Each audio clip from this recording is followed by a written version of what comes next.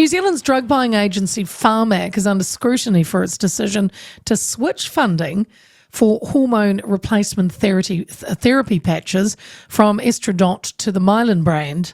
This is starting mid-2025. The decision has sparked concern among many women who rely on Estradot for managing menopausal symptoms, as Mylan patches have been reported to cause side effects such as inadequate adhesion, reduced efficacy, and the return of menopausal symptoms like hot flushes and mood changes. Pharmac defended its choice, citing supply stability and cost considerations, but over 6,000 people signed a petition opposing the change, and critics argued the move disregards the unique needs of individuals affected by menopause and the differences between the brands. Associate Health Minister David Seymour has urged Pharmac to reconsider its decision, advocating for better consultation and acknowledgement of patients' experiences. Now, Niki Bezzant has been an advocate for open conversations around menopause, emphasising the importance of understanding and addressing the physical and emotional challenges that come with this natural phase of life. As a journalist and editor, she has shared her personal experiences with menopause, focusing on breaking down taboos and encouraging women to seek support and treatment if they need it.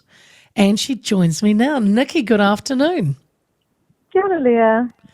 I thank you because I know you've got a busy day today, but look, I just want to talk to you about this. And you've been a strong advocate for open conversations about menopause. How do you think the current situation with Pharmac's decision to switch the patches impacts the awareness of menopause-related health issues?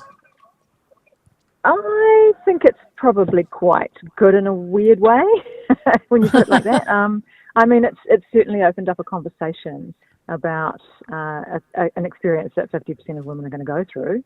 Yeah. And I have been reflecting actually the last few days that we've come a long way in this conversation in a short time, really. I don't think we would have had this uproar, this reaction. You know, I think the petition's actually up around 17,000 signatures now, which is amazing. Gosh, is it? Oh, wow.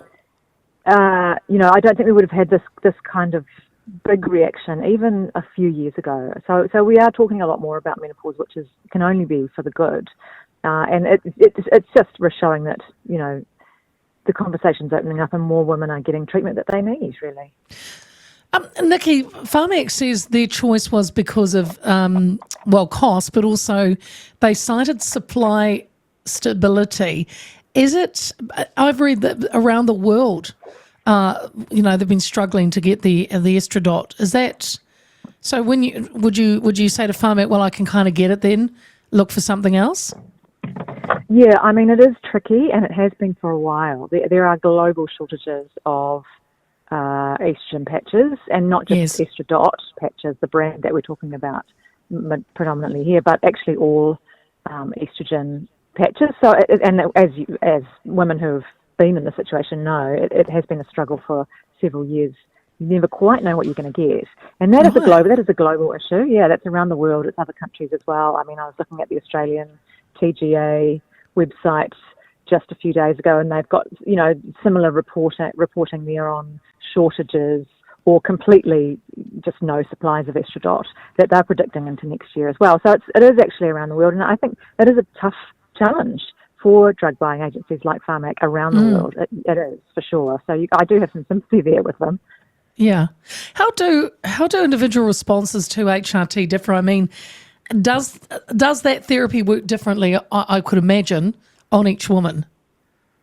Menopause is it's an individual experience. Like every woman's menopause is different, and so, you know, you can understand that perhaps response to medication is going to be different too, and so we don't really know until we start treatment how it's going to go and how much you're going to need, what kind of dosages and all that kind of thing, and what combinations you're going to need. So it's quite a tricky one to treat, in the sense that there's no one size fits all solution, and that's probably what we're seeing here, in that some women do absolutely fine on the Mylan patches and some women really don't. So it's just, you can't really tell till you try. You know, you said you've worked for years. I mean, because I know you have. And you've written books. And was there we always say there's stigma.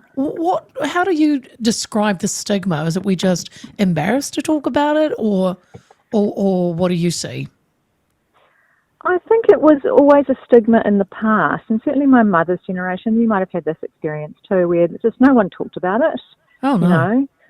Yeah, like my mum never talked to me about it, and certainly no one, her mum never talked to her about it. It was sort of whispered, they called it the change back in the day. That's right, the change. And it was sort of, and it was sort of associated, I think it's associated with aging, right? And for women, aging is associated with a lot of negative stuff around becoming less relevant, becoming less, effective. We're not reproducing anymore, so therefore what good are we, kind of thing. That's the very old sort of patriarchal attitude towards it. But that's persisted for a long time. And so I think that's part of it. And part of it is that it's a woman's bodies and, reproductive function. It's all a bit icky, isn't it, to talk about, or it has been. Those conversations, if you think about the conversation around menstruation, that's opened up a lot more as well. So it's all part of a bigger change.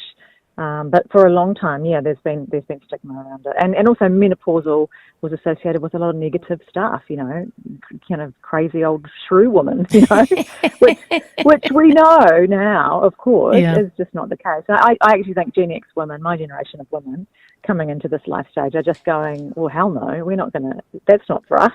That's not us. Actually, we're not going to sit quietly in the corner. We are actually still in our prime here, so we need to talk about this. It's interesting because, it is, of course, different for each woman, although we still seem to have the kind of, when we talk about it with our friends, we all kind of have the same symptoms.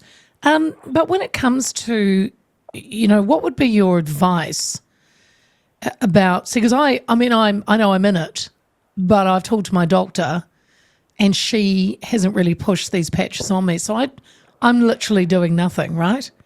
Except just riding this hell that it is. And